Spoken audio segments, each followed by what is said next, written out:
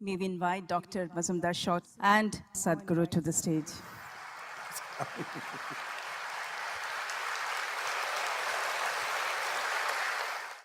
ಸದ್ಗುರುಜಿ, ನನ್ನಿಂದ ನಿಮಗೆ ಪ್ರಣಾಮಗಳು ಮತ್ತು ನಿಮಗೆ ಎಲ್ಲರಿಗೂ ನಮಸ್ಕಾರ.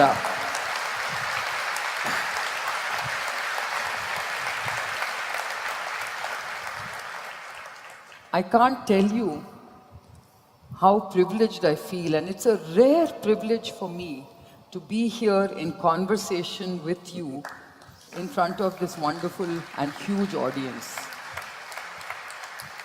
I have always, listened to you and admired you from afar, whether it was Davos, whether it was on TV, whether it was on social media. I never imagined that I would be sitting here up close and personal, having a conversation with you. ఆశపడు సాధిస్తు. So, to me it's like virtual reality. But, it is really a very rare privilege, and, it's very interesting for me to see how this conversation with the mystic is making such a wonderful impact on everyone who listens to you, including myself. But then when I think about the word mystic, and of course you are a mystic, and yet when I've listened to you, I can't help but feel that you have so effectively demystified so many complex issues for all of us. You simplify everything. And to me, that is really, really something that speaks of your wisdom. So, when I think about the complex lives that we live in, the kind of complexities, and maybe we make things more complex than they should be, I just, can't help but ask you, how do you basically cut through all this noise? How do you have this clarity of thought and words that we all listen to and suddenly feel that, oh my God, it's so simple, it's so common sense. Why didn't we think of it this way?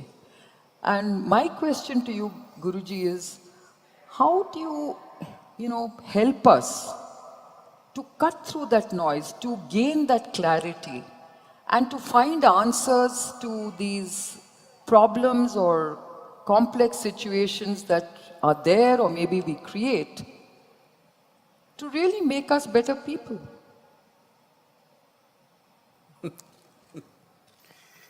It's sort of can you share with us those secrets, those guidelines, or some small simple formulae that we can use in our lives, or is it making things too simplistic? నమస్కారం.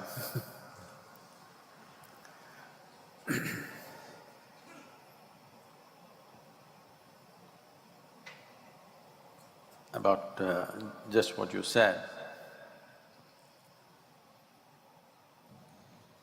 the essential thing in the world is this: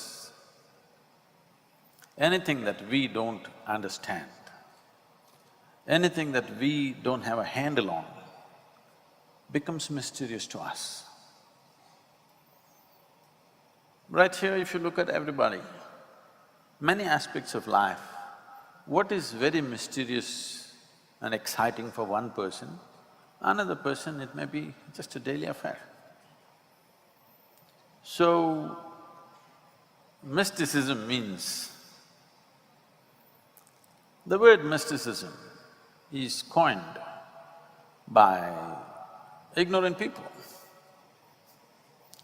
Actually, I must tell you this. Some time ago, we were to publish a book. Normally, most books, except a few where I sat down and wrote, other things are generally compilation of talks. So this book, which was a compilation, came to me for the title. I'm supposed to give the title. So I wrote Of Mystics and Mistakes. So our English publication people who are there, the volunteers, they said, Sadhguru, this is too up in the face, it's too blatant. I said, no, no, that's how it is. There are only two kinds of people in the world, mystics and mistakes. Because if you see everything just the way it is, you get labeled as a mystic. If you are making mistakes with your perception, people think you're normal. Whenever I hear this, when people start off saying, see, after all, we are only human, I know they're referring to their mistakes and their limitations. Very few people will ever say, I am human, referring to the immensity of being human. Whenever people say we are only human, they're always referring to their limitations and the mistakes they've made of themselves. So, you should not be surprised about this, that if there is a situation that you think is complex, only if I am able to make it very simple for you to understand. See, I am not changing the nature of the situation is still the same. Just that for you to understand, I will simplify the process, only then you can call that person a mistake. Otherwise, if I complicate a simple situation, that's a con man. Yes, simple things are complicated so that nobody figures out what's happening there. That's a con job, isn't it? Unfortunately, with all due respect to everyone, much of anything that is supposed to be what is usually referred to be as otherworldly in the form of religion, spirituality, philosophies, in my opinion, largely has been a con job. Because complicating simple things, you complicate simple things because you want to keep people eternally confused. When people are confused, they are enslaved. Sorry. Wow, that's a very unique way of looking at it. And you said, and I was very taken with that statement you made, that I am human. That is to say that you're proud of being a human being and that you got this life in you which is very, very unique. And I want to actually take that sentence of yours and say, I'm a woman. Oh. And I want to raise a very important subject which has always worried me a lot, and that is about the very, very serious gender bias that we have in society across the world, but I want to focus on our own country. At least you got a day for yourself. There's no man day, eh?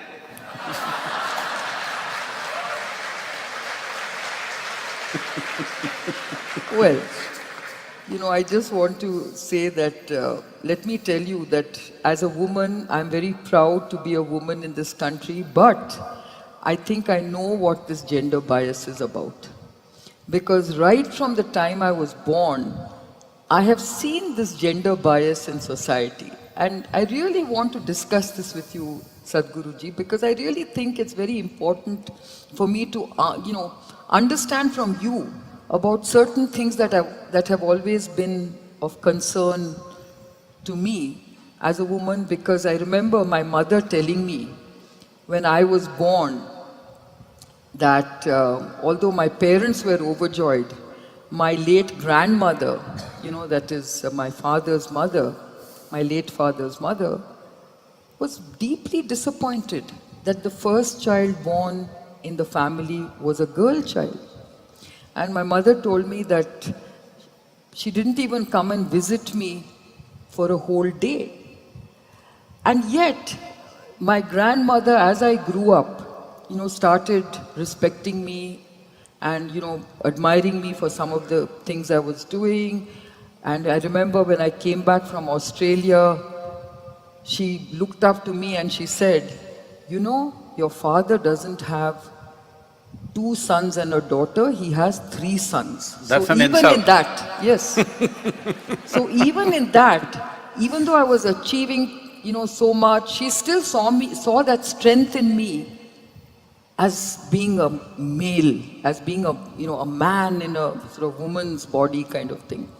So I just feel that this problem that we have in society is real. I mean, let's not, hide away from the fact that in Indian society, much as we want to basically try and behave as if there is gender equity, there isn't. There is a lot of gender bias. I know that, we are a strange society. On one hand, we of course, revere goddesses, as very powerful goddesses, whether it is they're good. not here with us. Yes. And yet, we have wisdom and wealth as female icons, we have Durga, Kali as, powerful symbols of, powerful iconic symbols. And yet, on earth, we don't pay that same respect to women. We do, not just Durga and Kali, we also almost nearly worship the film stars. We only have problem with the ladies who are around us. Yeah, but why do we have that problem with the ladies around us? Why do we have that bias, Is it an insecurity? What is it?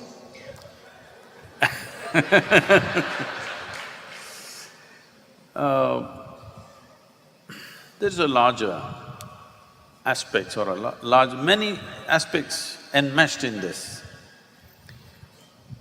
If you don't mind me taking a few minutes on this one. Please take all the time. Whatever I say, all the ladies, you must listen to me carefully. I'm not biased. But we should not ignore realities in the sense. See, we are doing a fundamental mistake in this, that is, we are trying to equate a man and a woman in the physical world. It's a wrong way to go. Because in the physical world, male is definitely stronger physically. The leveling of the playing field is happening not because of evolution of attitudes and perceptions, no, only because of technology. Because, let us say, I'm in Coimbatore, 1,000 years ago, not today. You want to come, most probably you won't come, the man in your house will come. You will not come, simply because variety of problems are there on the way. So only the man traveled, only the man did things outside. It is not that women did nothing, they did the most significant thing, that they gave birth to us. I don't see how it is less significant than earning a few rupees. How is it less significant that somebody who gave birth to me is less significant than somebody who earned a few bucks for me? How is it less significant? I don't understand. Because we are driving the entire world today only from the perspective of the economic engine. Economic engine or economics as we know it is just a glorified version of just providing for ourselves. That's all it is. We've glorified it in such a way that that's the only thing that matters. Today if you say, a big man in Bangalore city, I wouldn't dare say a big woman, okay? If you say a big man, it's not because he's got big brains, we call him a big man. Not because he has a big heart, we call him a big man. Not because he has enormous wisdom, we call him a big man. He's got a big pocket. I'm saying our perspective has become like this. The simple act of providing for ourselves and those around us has been glorified to a point. Providing has always been the activity of the male. But making life beautiful, making life meaningful, bringing sense to life has always been the act of the feminine. But unfortunately, we are creating a society where there is no value for anything that is feminine. And now you're expecting a woman to succeed, the only way is she has to do this all the time, just like a man. She can do it, but she doesn't have the same amount of muscle. That doesn't make us inferior, that doesn't make somebody else superior, that's not the point.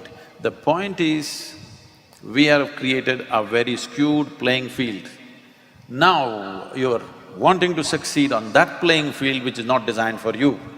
I'm saying we need to redesign the society so that both masculine and feminine have equal roles to play. Today, the role for the… I'm not talking about male-female, I'm talking about masculine and feminine. The role for the feminine in the making of our society is so minimal that we think we can do without it. No, it must be equal, only then life will be beautiful. Otherwise, you'll work your life out without knowing why the hell you're doing what you're doing. That's what is happening. So as a woman, as the feminine, as a manifestation of feminine, I'm saying, what is more significant in our life than our birth, I'm asking? How's anything more significant? The only more significant thing if you live a bad life is your death. The most significant aspect of our life is our birth. In this aspect, our mothers or the women had 90% role and maybe 10% for the man's role. I don't know what's the percentage, but you know, you're a bio. But now we are starting to create a world where it is all about masculine activity and women are supposed to succeed in that. Obviously, it'll be torturous. No, but I think, Guruji, if you think about it, in the knowledge economy, it's not about, That's what I'm saying, that is changing. It's That about is changing brains, now right? because of technology. Yes. Because the brawn is becoming less and less significant, now women are beginning to play their role. But this is only in the last 2 generations. For 2 generations, I think they've done very well. And we must understand this in the rural areas of this country, and I would like to change this. It is not just in India, it is in the human societies, it's like this. The discrimination is there. It may be on the surface they've leveled it out because of development, of technology, of conveniences, that women are playing equal role in many places. So, we don't have to… Fundamentally what I'm saying is, a society has to take care of one thing, that a woman cannot be physically harmed, okay? The rest, I think she will fend for herself. There is no need to make it overtly nice for her, she will fend for herself. Only thing is, physically, because she is more vulnerable than a man, every society should establish that physical threat for her is not there. Rest of it, I think she will handle it, she's equipped to handle it, I believe.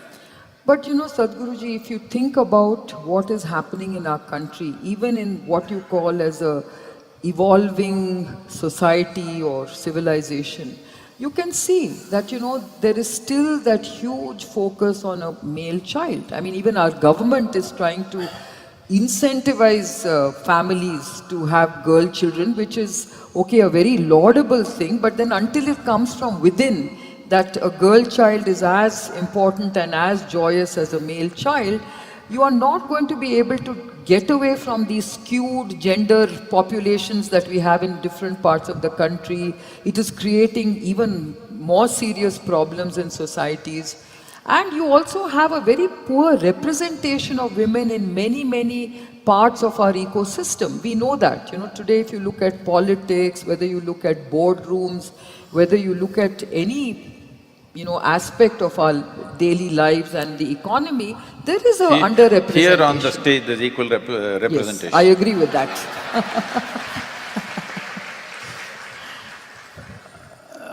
We must understand this. We have been an agricultural society for a very long time, and we still are. Living in Bangalore, you may think you are a tech society, but no, India is still an agricultural society. Over 65% are still involved in agricultural activities. In that society, it's very important to have a son, for a variety of reasons, for economic activities. Another thing is, we valued our women big time at one time, but in the last 10-15 generations, we have been so… what to say, our poverty has taken over the society so badly that if a boy comes, by the time he's 8, 10, they would put him to work. If a girl comes, you have to protect her and you have to get her married and all these issues.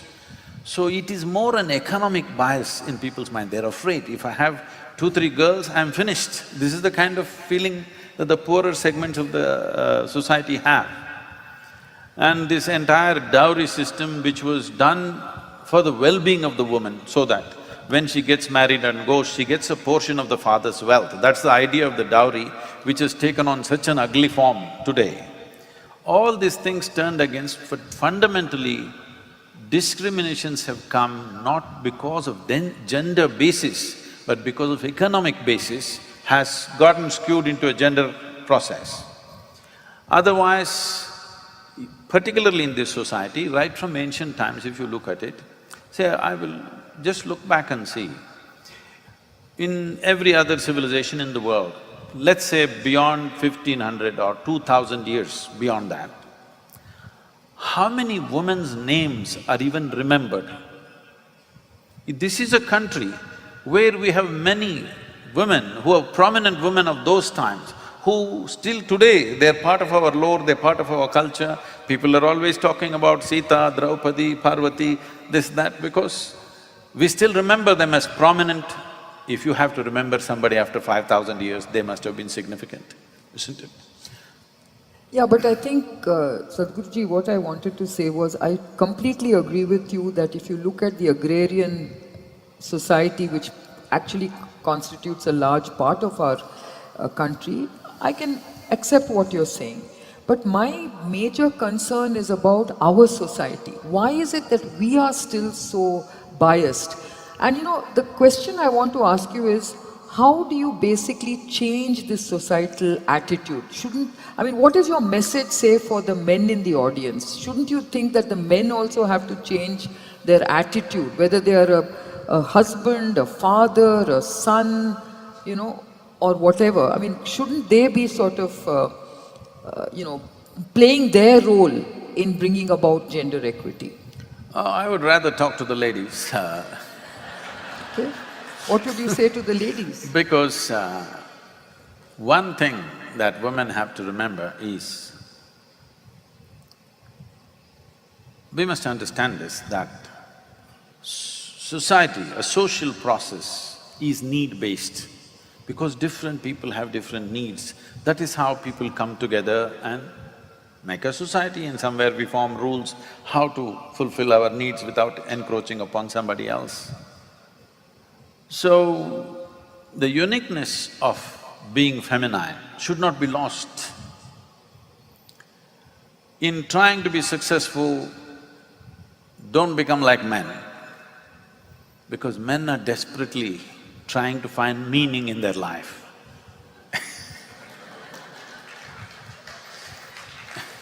In many ways, later on disillusionments may happen, but in many ways, at least at the beginning stage of life, a woman brings meaning to a man's life. It's very important for him. I'm saying, don't give up the fundamental strength of who you are in trying to succeed in our world. The playing field itself is changing, and it will change further. As we already went through this, from a very physical world, we are moving into a cerebral world. As we move into the cerebral world, there is no need to fight for gender equality stuff. It will anyway happen, it'll find its own way. But we must understand this moving away from the physical world is only 50 years old. That's all it is. For 50 years, hasn't tremendous change happened? Has it not happened? It's happened. So, this will anyway happen. Only thing is, right now, I feel, the only thing that we need to strictly enforce is, she should have the same opportunities in terms of education. Only education. Don't worry about the jobs and business and stuff, that will happen. Only in terms of access to knowledge and training, she has as much access as a man has.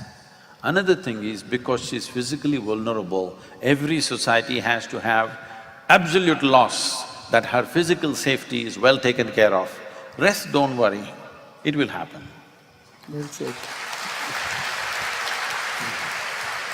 So now I want to move on to another, question which I thought I should ask you, which is really about morality and integrity.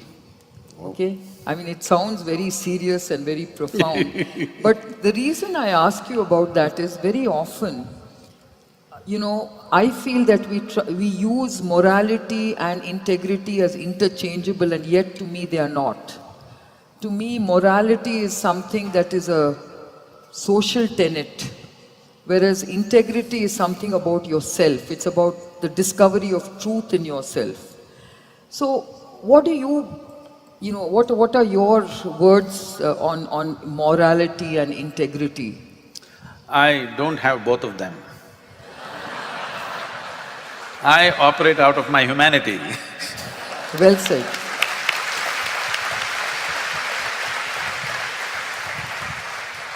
I stand on the platform of my humanity and try to touch my divinity. This is how I live. So are you saying that morality and integrity are something that, You're trying to be human. Yeah. No, but I still want to understand, we all sort of talk about morals and moral dilemmas, and we also talk about integrity. So how does one basically try and understand these two very difficult words to understand? So morality, people think, is a substitute for humanity. When human beings start behaving like beasts, we will try to impose some morals upon them to make them pretend like humans. With morality, you can correct the external activity of a person.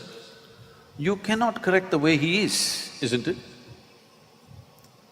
You may curtail his thing saying that if you do this, they will fry you up there somewhere. You're getting fried in Bangalore itself right now. Or if you do whatever you think is good, you will get rewards elsewhere. This is a very simplistic way of looking at life. With morality, we have created pretentious societies, very pretentious and distorted in many ways. But when there is no law, there is no control, suddenly these very civilized human beings burst out and do the most horrendous things. Humanity means to be human is natural for you. You are a human being. You are not pretending to be one, hello? Are you pretending to be human or are you really human? You're really human. But the problem with being human is this. See, you have never seen a bad tiger, have you? We don't know what is one, yeah. There is no bad tiger. If it hunts more efficiently, kills more efficiently, it's a very good tiger. A tiger or any other creature is incapable of being a bad one. It is also incapable of evolving itself into something else better, because nature has fixed two lines for all these creatures. Within those two lines, they range a little bit, but that's about it. They cannot go below the bottom line, they can't transcend the top line. With the human being, it is like this. There is only bottom line, there is no top line. You could be any way you want. This is the struggle. Whichever way you are, somehow it's not good enough.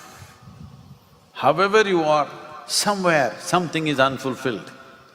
So we must look at this more profoundly, rather than trying to come up with more words and try to fix it in different ways. Generally, in my understanding, if I'm wrong, please tell me. Morality means there are fixed values, thou shall not, thou shall not, thou shall not. Only those things are happening.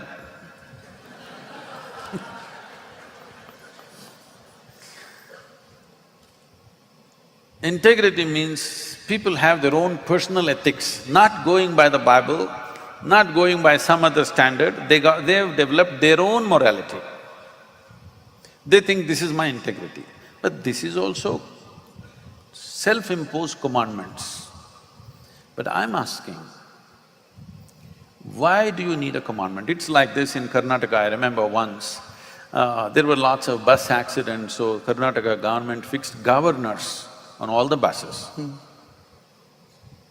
I was traveling by these buses, I would see if it hits like 60 kilometers, suddenly the power drops in the bus, boom, beep, beep, it'll do and boom, it'll drop. I thought this is the dumbest thing to do. Yeah. Is it still there, the governors? I'm not talking about the governor and the speed governors on the buses. This is still there? No.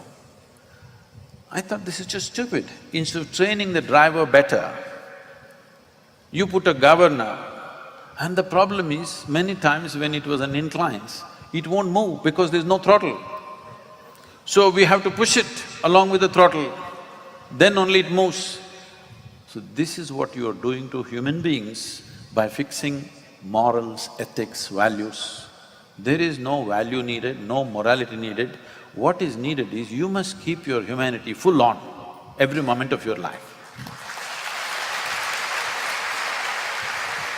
When I say humanity, the uniqueness of this species that we call as human beings is,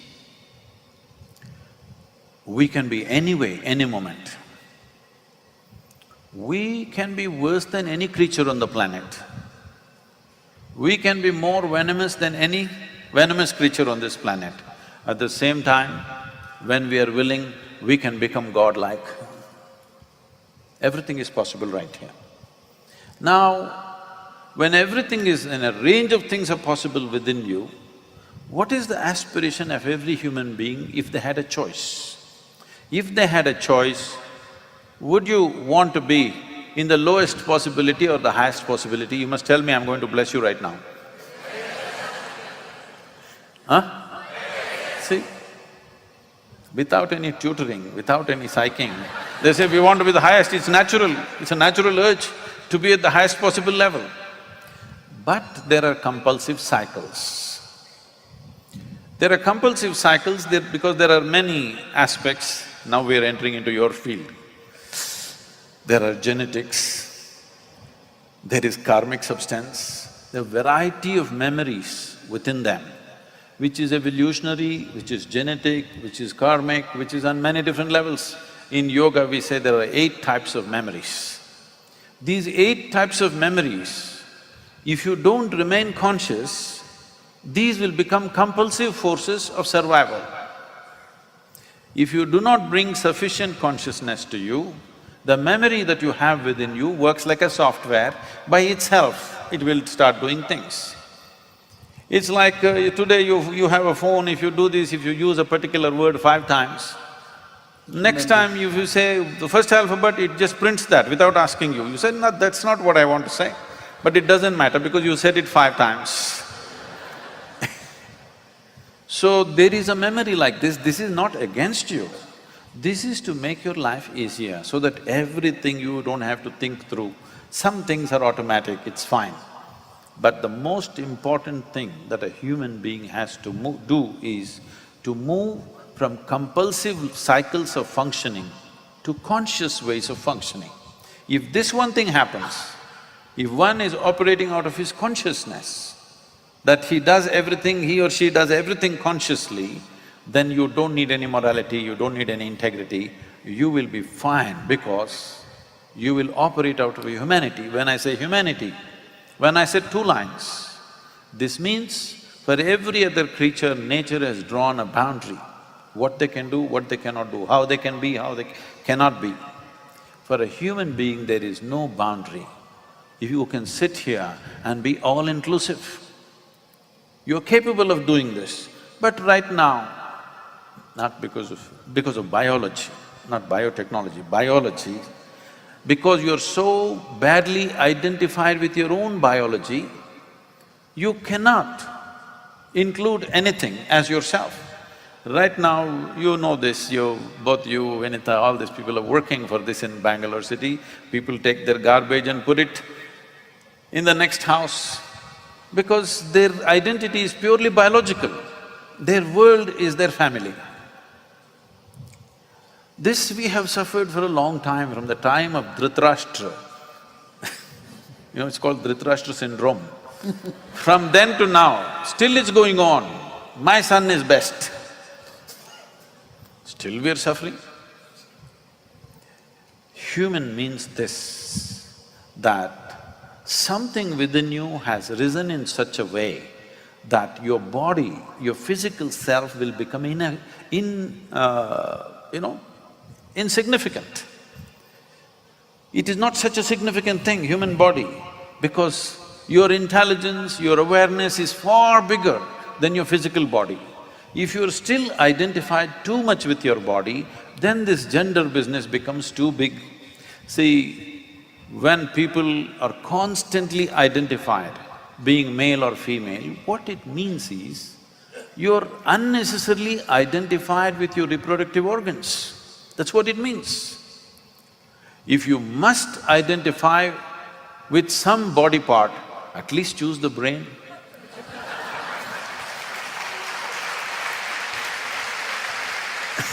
So, on that whole subject of, well, you explained it beautifully, the morality bit, but lot of people go through moral dilemmas. Like you said, you don't do this, you must do that, you have all these commandments. And sometimes I feel certain moral dilemmas are really, really very difficult moral dilemmas. Like for example, you talked about genetics. And if you think about today, young couples who, have pregnancy tests and they find out that the child has a genetic defect. That means they're female? No, what I'm saying is, when they discover that the baby has a genetic defect, then they are at this No, moral… I'm just trying to lighten the subject. I know, but this is something which is quite a serious moral dilemma which lot of young couples, grapple with. Like for instance, some couples say that, should we bring this child into the world because it will suffer for the rest of its life. Even they feel selfish and say, we will suffer for the rest of our lives bringing this child with this genetic defect into the world. And others feel, no, this is God's wish that this child should be born. Now, obviously there is no right or wrong in this, taking this decision. But a lot of this moral dilemma comes from this feeling that if we do this, it is wrong, if we do that, it is right. And they're going by moral tenets of society. How does one figure this out, this moral dilemma? What is your advice to such young couples? I didn't know it's a popular question. There are many aspects to your question. First of all, this God deciding.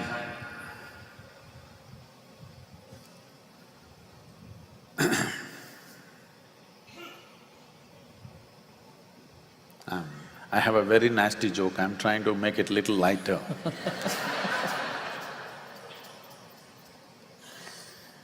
About God deciding about your child. Those who wish to have children, I want you to at least get this much figured out. It's your desires which make a child, not God. Okay? This much fundamental, you must figure it out.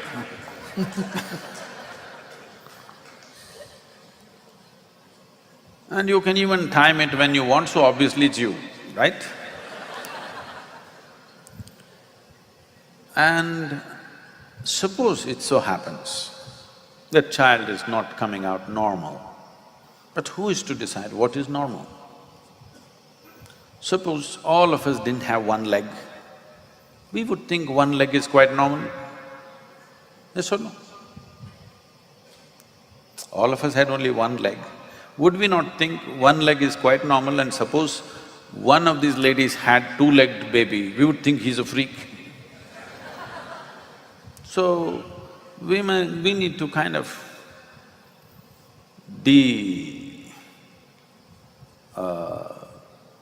undo ourselves a little bit, to not jump into conclusions as to what is normal, what is not normal. Anybody who doesn't look like you is abnormal. A lot of people think I'm abnormal. I think you're abnormal because you don't have a beard. Every man is supposed to have it. Some of you are showing little samples.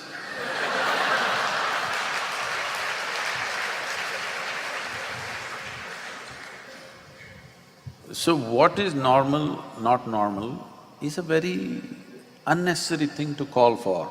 Unless we see something which is congenitally in such a state, the child is going to suffer immensely because of this. You must understand, with all the other creatures on this planet, if they are not fit to live, they will not live. You have never seen in nature an animal without legs or this or that surviving. In the very first few days it'll go. It will not survive. Well, because we are in a more protected atmosphere, we will make our children survive no matter what. But that no matter what also has to be toned down a little bit. If it is just to keep the medical economy going, somehow, somebody took me into this, what do you call them, all these incubators and what do you call that? Early born, early… Yeah, early natal centers, the prenatal and natal… Yeah. Some of these children are born at 5.5 months, they're like this. They don't look human. They're keeping them there for over 2.5 to 3 years in the incubator and trying to save this child. This is not concern for life. This is a wrong kind of business. I'm sorry, I'm saying this, but I think it's completely wrong, because when you know clearly this person is never going to be a full-fledged human being and going to suffer eternally, and everybody around them are going to suffer because of this, you're trying to just go against nature and do something. But how to take this call? There must be how much intervention to do, there must be some kind of control on this. At any cost you want to keep them alive. We know today we have enough technology, even if somebody is dead, we can have their heart beating and prove they're alive for another 10 years if we want. What is the point of this kind of technology? There is no sense to this. So about taking this call, it's a sensitive thing, it's not a joke. For the parents, it's not easy. But at the same time, I want you, all of you, all of you who clapped, who are pregnant right now, you must take this call. You must understand, in this vast cosmos, this very solar system is a tiny speck. In that tiny speck, planet Earth is a microspeck. In that microspeck, Bengaluru is a super microspeck. In that, you are a big man. This is a serious problem.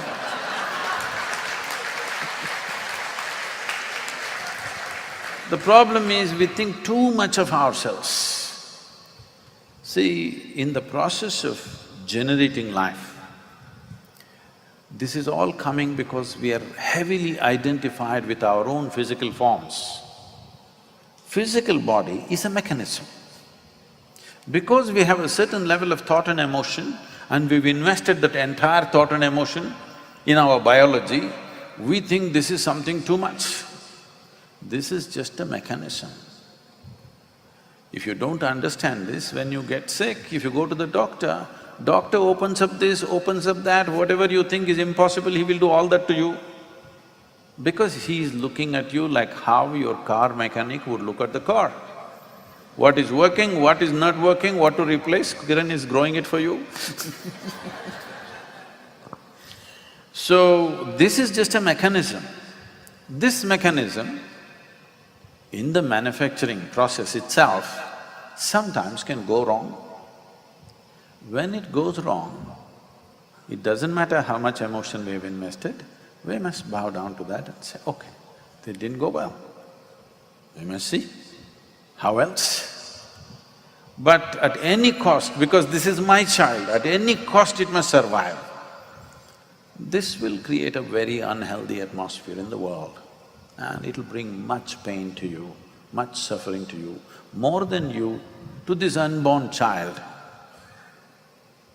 Trying to put this life through this world without the necessary faculties, without the necessary means to survive by themselves, it's not going to be easy for that life. Forget about our convenience and inconvenience. Yeah, for the that child. life, it is not good. So, you have morality, integrity, everything. From this, you take this stance. Is this going to be good for that life or no? From this, you must take a stance. It may sound cruel to you, I may sound very irreligious to you, irreverent towards life, but if you have any reverence for life, you must ensure that life means something, it is a full-fledged unit. Life is a complete life, it is not a half-life. Life means it must be able to stand upon its own strength and make things happen for itself. Maybe not all of us are equally competent, but everyone is competent to live their life. This much competence must be there. This is how nature would be. Because we have created our own ecosystems of cities and medical industries and everything, we can go another 15–20%. Don't stretch it to 100%. Somehow with 10 tubes stuck into my child, I will make him live for 100 years. This is inhuman. This is totally inhuman because this is not good for that life, it's a torture. So, you have to take that call, however hard it is. Is there some morality involved in this? No morality involved in this. It is just a practical sense of how to do life. Is it possible for this child, let's say a child came without a head or half a head or something, is it possible for this child to live even a reasonable life? If not a spectacular life, even a reasonable life, is it possible? This is an educated call you have to take. This should not be about, because it's my child, at any cost, it must survive. You know, Duryodhana was born like this. Do you know this? Duryodhana she delivered just a meatball without a form. Then the story goes like this, they cut it into 100 and odd pieces and put it into some kind of… what are the solutions, you must tell me? Yeah. Some amino acids and proteins and whatever. So each one became one child, and what trouble? So now coming to the ethics of modern science, I think which is what, I was very keen to discuss with you. And you know that I come from a field called biotechnology, which is a bad word in the vocabulary of many people. Because we are tampering with life, we are engineering DNA. I'm also doing inner engineering. So, this is an amazing science, this is an amazing technology, but it is also a very controversial and sensitive technology. And, I want to start with a question that says, look, we actually embrace biotechnology when it comes to saving lives, when it comes to genetically engineered drugs, which is, saving, cancer patients and many other types of patients who are suffering from debilitating diseases. And yet we have this huge activism against genetically modified crops, which is also saving lives, by the way, because, there is enough data and evidence to show that genetically modified crops never killed people, but hunger and starvation has killed many lives. And today, if we have solutions to actually feed these hungry, feed the starving, and we know that, genetically modified crops can actually do a lot for our kind of country, because you can, have drought resistant crops, you can have crops that grow in saline conditions, and the marvels of this technology are many. But people are not willing to have a scientific debate. People are not willing to look at data. People are not willing to look at evidence. They always want to look at long-term, absolutely guaranteed, safety of a new technology. How do we deal with this? I want your suggestions on how we deal with these kind of questions.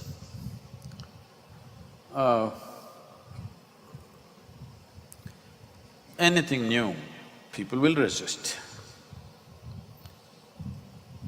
There will always be first people who will resist are moral groups and other kinds of activism groups. This has always been so. Anything new means they will resist. Not only in biotechnology area, in any area. Nuclear. Oh, you don't have to go to that kind of very, what to say, revolutionary things, even something… you know why does a Manzoor get stoned, or Socrates get poisoned, or a Jesus get crucified? Simply because they're talking something new. One little extra step, you get killed. So, resistance for new things is not new to humanity. They've always been resisting.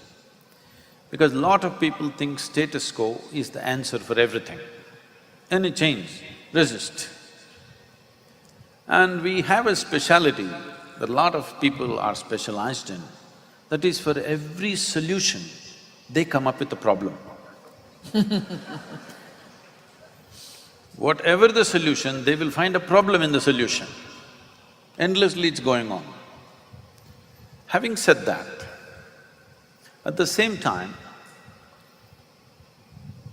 see, anything that concerns with the basic life-making process of human being or plant or animal or whatever, this we must tread little carefully. I think generally the concern… I know there are lots of people who are resisting simply because it's new, that's different. The main concern is commercial forces are leading the thing. For commercial forces, it is not even fair to expect that they've invested a certain amount of money and they have found something which will be very, very really valuable in the marketplace, and now you tell them, don't use it because we are still thinking what it will do after 1,000 years. It's not fair for them. But when commercial forces are leading everything, because we have made economics the main force, now if commercial forces are being allowed to tamper with the basic life material of who we are, there is a certain amount of caution that needs to be exercised. Is there an alternative? I think non-commercial forces, maybe government-funded forces, should invest heavily in research. After it has been incubated well for a period of time, it must come out. When it is a commercial enterprise doing this, because every day costs money, every day is either pushing your balance sheet up or down. So, commercial aspects will take precedence over other things. You can't blame them for that because they're there to do business. So, in this context, we must be little more careful about growing more food. We can grow as much food as we want. If you keep the natural ecosystem the way it should be, we destroy that and then come up with other kinds of hybrid answers, which may be temporary solution but which can completely destroy everything for us. For example, right now in this country, we have 1.3 billion people. We have done many things. We have done some really wonderful things, we have done some very nasty things. All kinds of things we have done. There are a lot of achievements to show in the last 50 years for this nation. We are on the way to the Mars.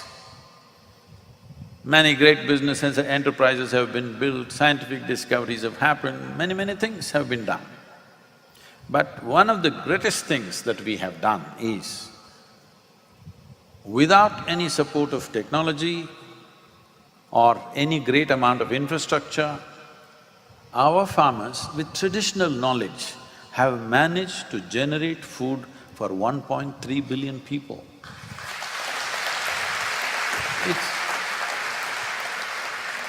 It is not a small thing, because there is no infrastructure, there is no technology, just traditional knowledge is keeping them going. But it will not keep them going, that's why you're talking about these new additions. But for this to happen in this land, one main reason is, we have a land where you can grow crops 12 months of the year. Very few nations in the northern hemisphere can do this. We are one of them, that we can grow crops 12 months of the year. And we intercrop, and in the same piece of land we are growing 4 to 5 crops in a year because of intercropping and all this. This ability is being seriously depleted right now because the quality of the soil has been completely destroyed in the last 25 years simply because of technology recommendations that came 25, 30 years ago. They said, all these animals, this nonsense not needed, all you need is a tractor and a bag of fertilizer, everything is done for you. I was also into farming at that time. You will see, you're trying to do this, your neighboring farmer just throws urea and urea and urea, and his plants, boom, they come up like this, yours are looking like this, you look like a fool. But you did all this. Now we know, many studies are showing in the last 25 years, the nutritional value of vegetables in this country has gone down by 40%. Because soil can be replenished only by leaves from the trees and animal waste, or we must all die. These are three ways to replenish the soil.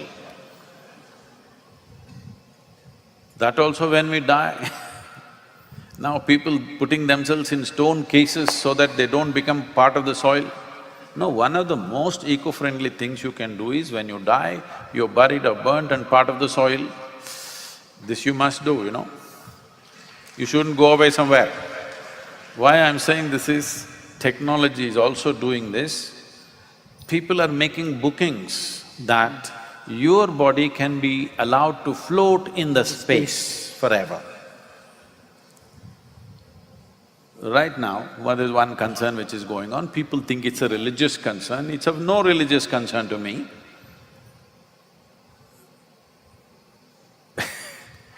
Fortunately, religion is only a human problem, animals are not included.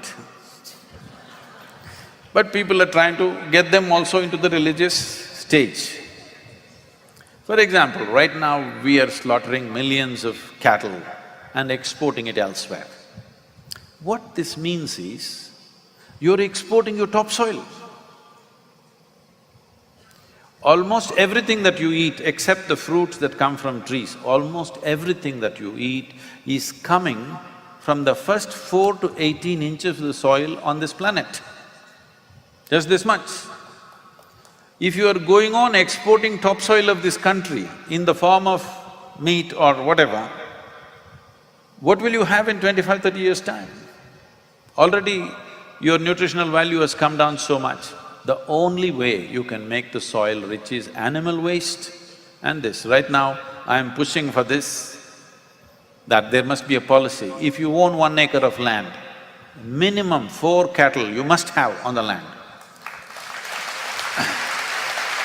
Not for its milk, not for the meat, but for the dung, which is the most valuable thing of an animal, that it drops it all over the place. This is how the land can be enriched.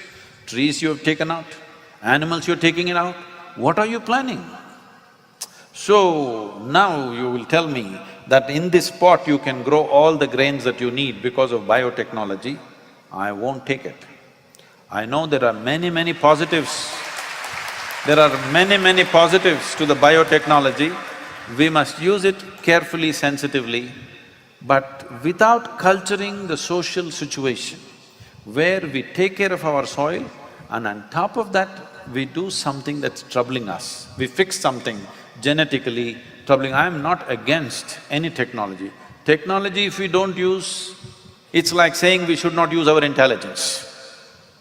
We must use technology, but not taking away the base and trying to do on the surface. This will happen when people jump into something because it's commercially right now good.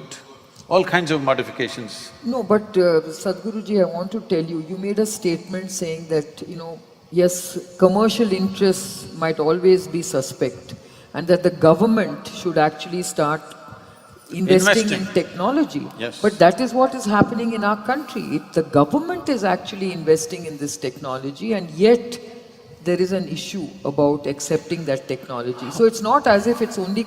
I agree, in other parts of the world it's been commercial.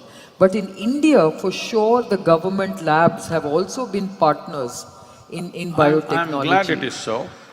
And if that is so, I don't think we should excessively fear the little bit of activism that you see. I think that much breaks are needed here and there. They can't stop it. If the government has invested money and there is sufficient data to show that this doesn't cause any serious damage or distortion, it will anyway become a reality. But some brakes are okay. Brakes are good I don't like brakes usually, I only drive with my throttle. But brakes are good, sometimes. So, now let's come to a much more scary aspect of biotechnology.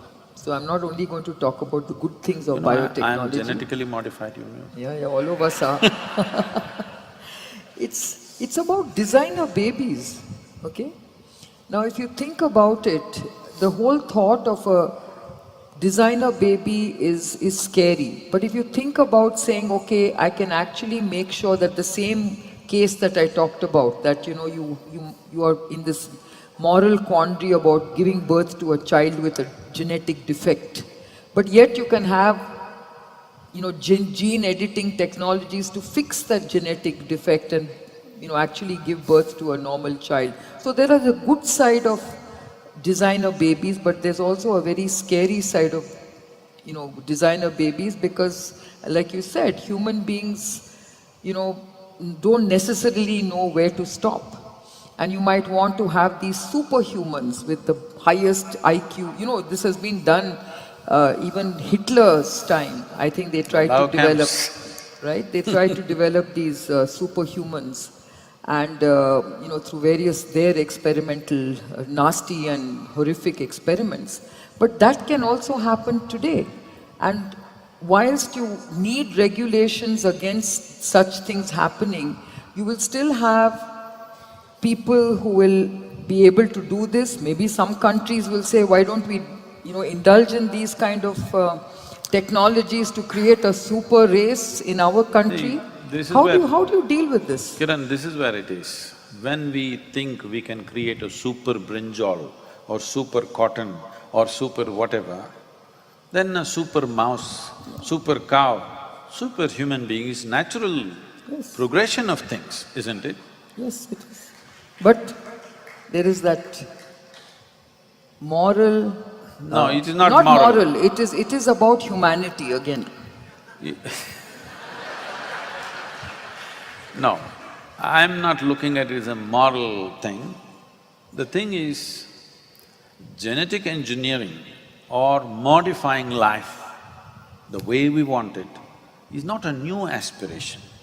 This has always been the aspiration of the human beings. We've gone to such extents in this country in the past. This is because they're trying to breed carefully. Like you're doing animal husbandry, that you're trying to breed carefully, like that they're trying to breed carefully, which Hitler tried to do in 20th century. Forcefully, it became ugly. Now we want to do genetic modification. That is, we want to deliver a child, this is the aspiration of every parent.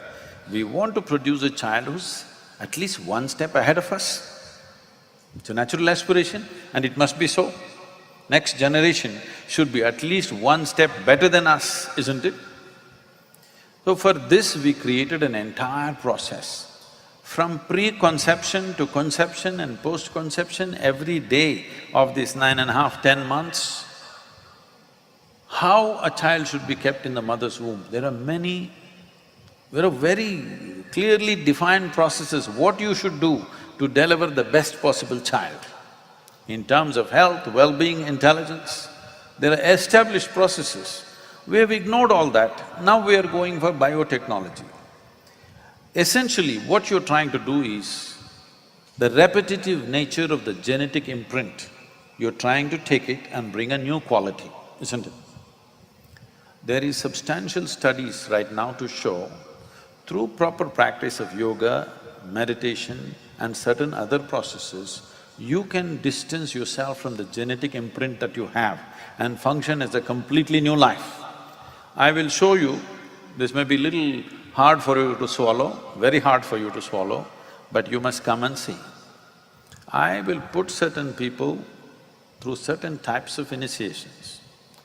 In 24 hours, you will see the way their face is, the very shape and form of their face will change, simply because they have distanced themselves from the genetic process. If you're not aware of this, in this country, when somebody walks the spiritual path, when he wants to take sannyas, first thing they will do is, they will do rituals for their parents, even if they're alive, to distance themselves from their genetic material. There are very established scientific processes, science not as you know it in the laboratory, science that can be operated from within, that you do certain things to distance yourself from the genetic process, so that you are not a repetitive life, you are a new life. New possibilities will arise. I can show you thousands of people who are functioning way beyond their natural IQs that they have. Way beyond that they will function, simply because they have distanced themselves from their biological imprints that they carry within themselves. But doing this, whatever you're talking about, it will look like we are doing great service when we relieve somebody of a disease. But we know that more than 50% of who we are is not us, but some other organism, 52% or something is supposed to be bacteria. Suppose they all reject us because of we are too modified for them, what will happen? We definitely cannot live. Do you know, all of you? More than 52% of you is bacteria. Microbiome. So, suppose you modified yourself and the rest of the organisms which are supporting your life right now, they protested, you finished. So when are they going to protest? You do not know. Because we know from genetically modified crops, every 18 months they have to re-modify it because the bugs get mutated by themselves. The brinjal and the cotton that they're doing, every 18 months, they're again retuning it because whatever you had tuned it for, the bugs have again mutated themselves. So the bugs are becoming super bugs, whether you are becoming superhuman or not, the bugs are becoming super bugs. And how are you going to encounter these super bugs? I know all these horror movies have produced a bug which is 10 feet tall, comes and eats up your child or something. Something like that may not happen. The bug need not grow in size if you can't kill it. See, if you can kill it by smashing it, but if you can't mass kill it with your whatever you're doing, sprays and antibiotics and this, if this does not work, just for let's say 1 year, half the humanity will die, isn't it? No, and we are dealing with super bugs these days. No, not yet super enough. If they become super enough that you have no answer for them, I'm saying if it takes 1 year for you to find the answer, within that 1 year, at least half the human population will be exterminated. So when such things are there, I know it's a certain space where everybody wants to be up on somebody else, but I think this is an area where we must go little slowly. We should not stop, but we must go gently. And build data. I still believe that we need to build… We must build data, no question, but The veracity of the data takes time. See, in the last, let's say in the last 25 years, about human health, how many times have the world scientists changed their opinion? Every year they're changing their opinion. Every year they're changing their opinion. So if every year you're changing your opinion, obviously you don't know what you're talking about, isn't it? No, it's about different scientific teams trying to question some other findings. All right, I mean, that's what I'm saying we don't have a full picture. We don't have a full picture, that's a fact. When we don't have a full picture, how many things we change, we must be very, very cautious. We should not stop. It is not out of fear, it is out of concern and care that we must tread gently. We should not simply rush into it and regret it tomorrow. So, now I want to come back to… I can tell you, this happened, you know. This happened in 2050. A bunch of bio-scientists got an appointment with God. They all went there and they said, "Hey, old man, you've been doing quite good with creation, but now everything that you can do, we can also do, it's time for you to retire." So God said, "Oh really? What is it that you can do?" They said, "We can make life." He said, "Okay, let me see a demo." So they picked up some soil, did this. You should put the details, I don't know anything. And they made the form of a human baby, and in 10 minutes the baby meow cried, became alive. God said, well, that's quite impressive, but first get your own soil.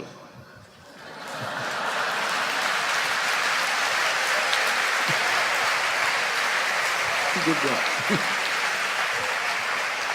So now I want to basically, since everyone is here from Bangalore, I want to come to, something that really plagues us every day, and that is, we are all so bothered about the decay that we are seeing in the city. Everything is looking shabby. We are seeing debris all over the place, we are seeing polluted lakes, we've got a lot of problems in this city. And everything has to do with us. We can't keep sort of asking the government to do everything. I mean, after all, if it's Swachha Bharat, which is what we are all really, committed to, we all sort of accepted the fact that yes, by 2020, India must become a clean country, we must have zero open defecation. Everyone, I mean, there's no debate on that. And yet, 3 years later, if you look at what actually we are doing, we are not changing our habits. We still keep, chucking litter all over the place. We pollute our lakes. I mean, nobody seems to have any civic sense in this country. They're making the lakes look like bathtubs with So how do we get a sense of civic-mindedness in our society? It's very difficult, many of us try to do it, but we finally give up. Today we are taking pictures of people parking on footpaths, which shouldn't happen. We've tried all kinds of things. We take apps, we send it here, send it there. At the end of the day, you almost just give up, saying, how do we deal with all these issues? Recently, a certain photograph has been going around in the WhatsApp that is on Hanuman Jayanti, somewhere on Mumbai-Pune road. Somebody had served a proper meal for over 100 monkeys. Have you seen this? It's been everywhere, this photograph. All of them are sitting on the parapet of the road, the bar, this thing. And somebody on banana leaves served for hundreds of these monkeys. They're all sitting in one row and all of them eating from their leaf. So someone asked me, "Sadhguru, how is this possible? Have they photoshopped this?" I said, "No Photoshop," and then I tweeted saying, "This all it takes. If you make sure everybody is well provided for, they will get civilized." But right now, everything is scarce. When everything is scarce, people are elbowing each other and doing some nonsense. Little more space is needed for human beings. We are nice, but we are just too many.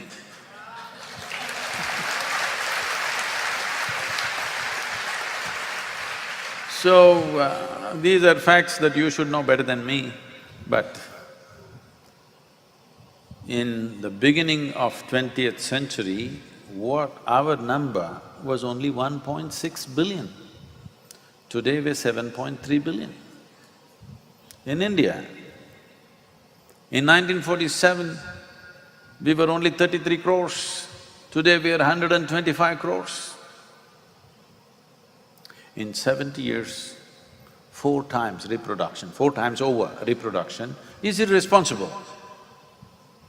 But this has not happened just because of excessive reproduction. This has happened because in 1947, average life expectancy of an Indian was 28 years. 28, you heard me? Not 78, 28. Now it's 68, yes. Today it is somewhere around 63, 64, which is a wonderful thing to happen. But what this means is we postponed our death. Simple arithmetic, if we postpone our death, should we not also postpone birth?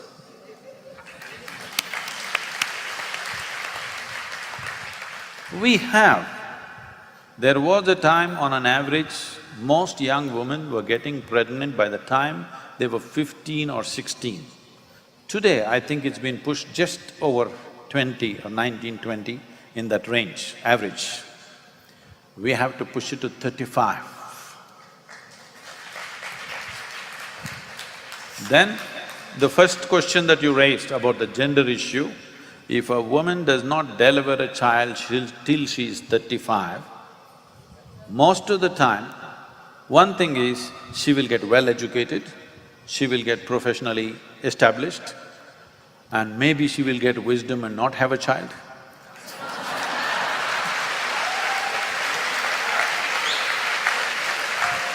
So, Child is not a bad thing, we all were born that way. It's just that we are not an endangered species. yeah. If you were a tiger,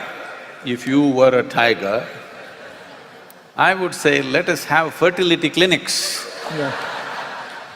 But you're human and you're doing too well. When I see the fertility clinics, my heart sinks because this is coming from a fanatism that only what comes out of your body can be yours. It's a fanatism. Why can't this person be yours? Why are they not yours? This is what being human means. This is what humanity means, that if you are willing, you can live here without any sense of boundary. Boundaries are not fixed upon you by nature.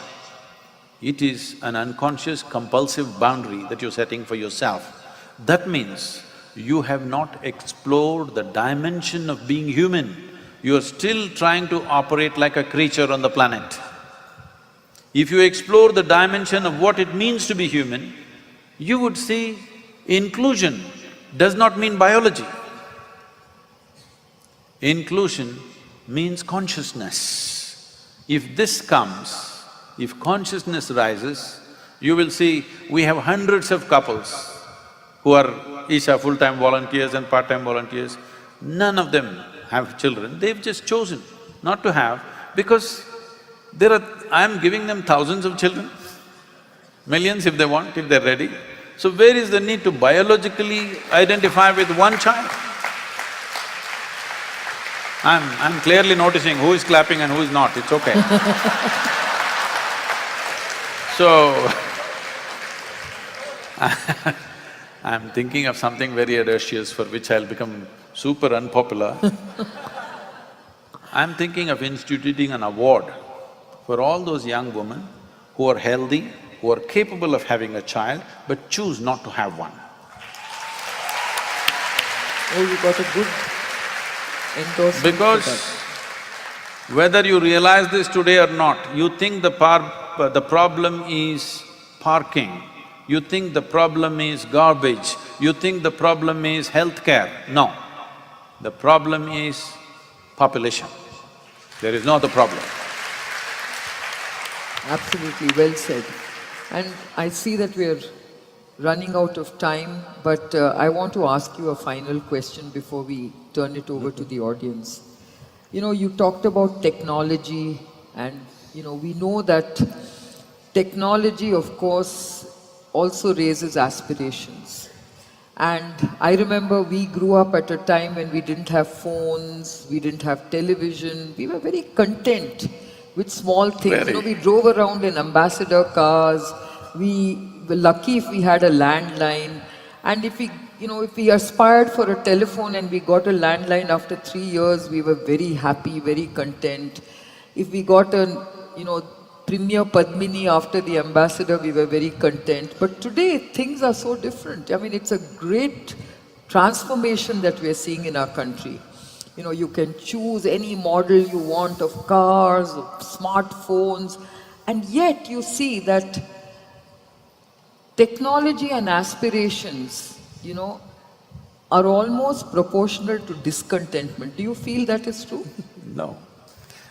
Because they have a nice car. Because there seems to be this instant gratification. We must have the next best thing. No. They have a nice car, but they can't drive because the road looks like a parking lot. It's most of the time they're parked. Park, move, park. That's how you're driving in Bangalore city. So they're frustrated, they can't drive their dream car. Now, let's not take this position, because this is unfortunate position that every generation takes about the next generation. So my father thinks that I was unnecessarily too over-dynamic. His father thought so, that at the age of 12, 13, he left his father and came out because he wants to become a doctor. He thought that was a great ideal. His father was a merchant. He thought being a merchant is not good, he wants to become a doctor, he did a great revolution. But I'm sure his father thought, this is a worthless fellow, instead of doing this trading, he is going to become a doctor and unnecessarily he leaves the house and goes to study. Now I aspire for something else. My father thinks the same thing. I don't want to do the same mistake with my daughter. I only said this, do whatever the hell you want in your life, just do it well, that's all. Do anything you want, it doesn't matter. Maybe you're doing something that I don't figure. It doesn't matter, do whatever the hell you want, but just do it well, that's all. If you don't do it well, then that's a problem, because… not because you're not doing as well as somebody else, simply because you are not exploring the full depth and dimension of who you are. When you explore the full depth and dimension of who you are with enormous amount of technological support, obviously you will do much more. But let's see this. Technology is there. It's not because of technology we have aspirations. Because of our aspirations, technology has come. Because we wanted to do more, we came up with new ways of doing things. Now that we can do so much,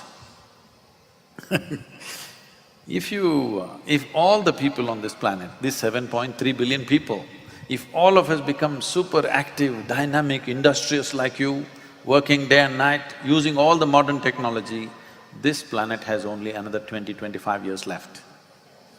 But 50% of the people are lazy.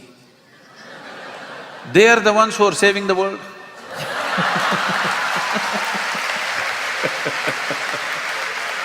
It is unfortunately, the unfortunate reality in the world is this: it's not human intelligence which is saving the world, it's not human love which is saving the world, it's not human compassion saving the world, human lethargy is saving the world. Not a good way to do things. So before we explore, see, today we have become superhuman already, we don't need any genetic modification. Because of our ability to do things, 1,000 years ago, what 10,000 men could do, today one man can do, simply because of the technological enablement that we have. Once we have this kind of power, how we act, how we operate, what we aspire for, what we do, must be very conscious. I'm not saying controlled, it must be conscious. Once it's conscious, you will do only what is needed, nothing more, nothing less. Right now, humanity is still in a state of compulsive mode of activity.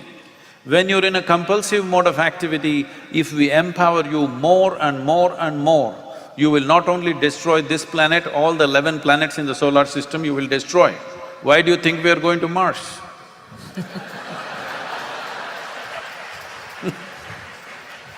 Thank you, Sadhguruji. Now I think we will take two questions from the audience. Hi, my name is Purti. I'm in my final year of biotechnology, and listening to your talk, I have many questions, but for now, I will just want to ask one. So, from what I study, from what I've read, biotechnology is here today because of animals such as mice and microorganisms such as bacteria. But do you think that it is ethical to use these organisms which help us so much and like later kill them? But we are here today thanks to them. Thanks to those small creatures and testing on those, we are here to… But is it an ethical thing to do? Maybe you think it's not ethical, but most of us wouldn't be alive here today if those things were not done in the past. But today, we have various technologies which allow us not to necessarily test it on these poor creatures. There used to be lot of mice everywhere. They were a nuisance. Anyway, we were killing them in millions at one time. So you also experimented them, which is cruel, but almost all of you who've been through even high school science, you dissected either a cockroach or a frog or something, yes? You nailed the frog to the wooden plank when it is alive, you opened up its heart and you were very excited how its heart was beating. Believe me, the frog was not excited about you looking into its heart. But unfortunately, that is how we learnt a few things, that is how we did things. And many of us, I'm telling you, with living in such concentrations in cities, we are alive only because of these vaccinations and these medicines and everything. Many of us would have died for small things in the past, small things. This is why we must understand, when I said the average life expectancy was 28 years, simply because a whole lot of people died when they're young. Because of small infections, if a flu comes, they will die. Very, very small things, people died. Today, at least 60% of us here today are sitting here alive because of modern medicine. You cannot deny that. And it's a cruel process, very cruel. It's cruel to the other creatures, it's cruel to this creature also, everything. Now the question is only, shall we keep it within what we think, there is no ideal, what we think is a practical limit, or shall we just let it explode upon us? This is the question. My humble opinion would be, we must keep it within some kind of practical limits. If you don't keep this limit, what happens, what is the outcome of that will not be necessarily very pleasant. And about cruelty to animals, we are anyway cruel. You understand? We are very cruel people. Let's understand this. Because this is the very nature of life. If this has to survive, it has to take another's life. Now the question is only this, are you doing this consciously or wantonly? Consciously if you do it, you will do it only to the extent it's necessary. If you do it unconsciously, compulsively or wantonly, you will do it to the extent it is completely unnecessary. So with every aspect of our life, this is all it is.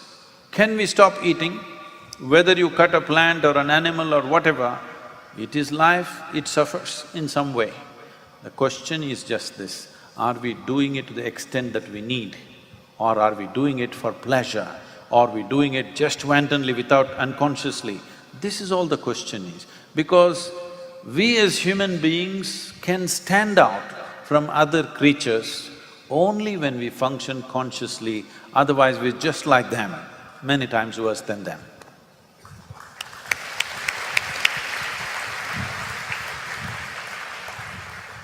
Thank you for this wonderful conversation. Thank you very much.